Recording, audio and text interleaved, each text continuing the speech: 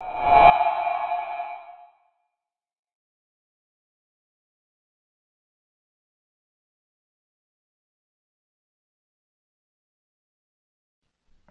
welcome back to the CG Bros. In this video tutorial, we're going to take a look at some of the rigid body functionality of the PullDownit plugin from both Max and Maya. The PDI plugin is very robust and very powerful and allows for a pretty high-resolution, detailed dynamic simulation of objects.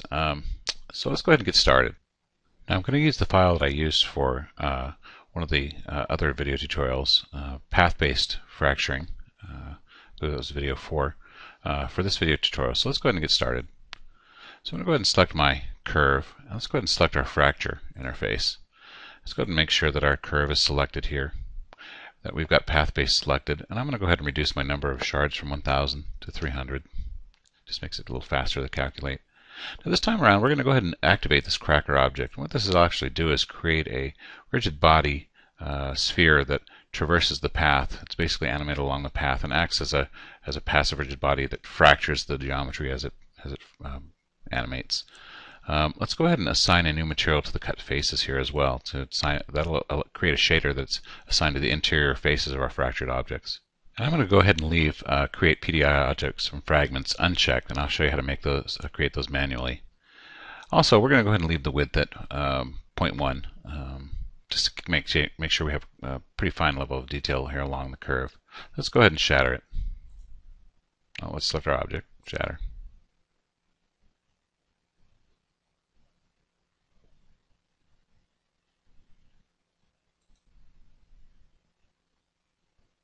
We're about halfway through.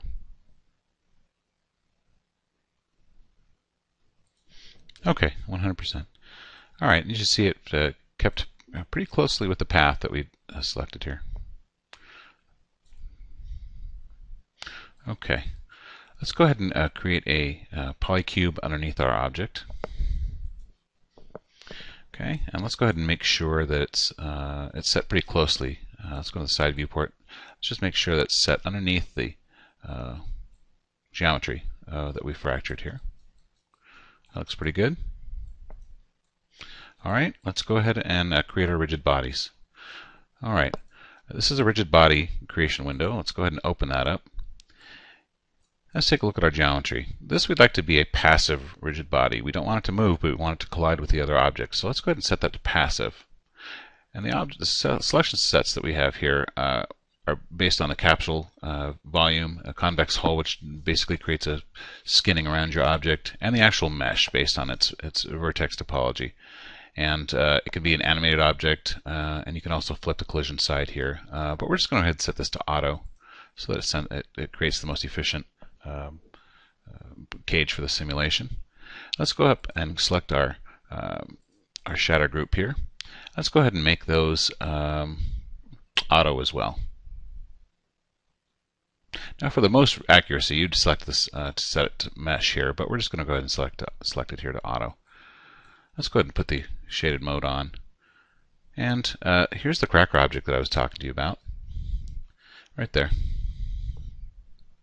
And that's going to go ahead and traverse the path and actually collide with the other rigid bodies here and act as a fracturing initiator. Let's go ahead and run this simulation.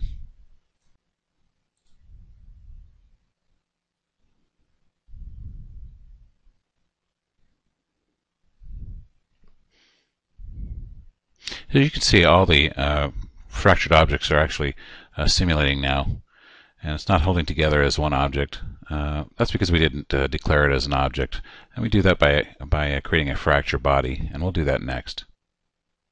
But you can see how what a nice simulation this actually is. All the nice details coming out. We're getting a pretty nice speed return here. This cracker object's passing through relatively slowly, however. Okay, so let's take a closer look at that cracker object. I'd like it to move a little quicker and have a little more influence as it's moving down the path. So let's go ahead and take a quick edit on that. Let's go over, open up the attribute editor, select our motion path, and go to its unit value. This is over time. It's set to go from a value of 1 to 19. I'm going to go ahead and set this from 1 to 300, frame 300. I'm going to set this down to frame, say, 30. So within 1 second, it will have traversed this entire path. Let's go ahead and see what that looks like.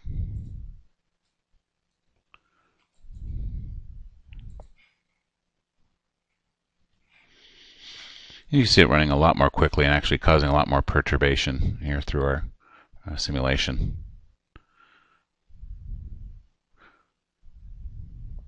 That's pretty nice.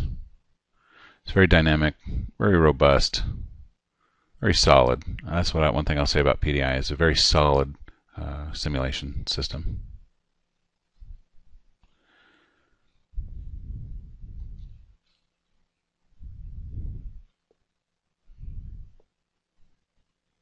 Okay. I'm going to go ahead and stop the simulation. And we can actually scrub back through this as it's going. And that's because I've actually set the enabled cache mode function on in the PDI solver options box here. And it's also set to default to substeps of 5. I like to use 10. It just seems to work a lot better. I always end up adjusting this up to 10 anyway. Substeps of 5 is just a little too low to be a default, I think. Okay, so if you wanted to be able to scrub through your animation, or scrub through your simulation, make sure your enable cache mode is set to on.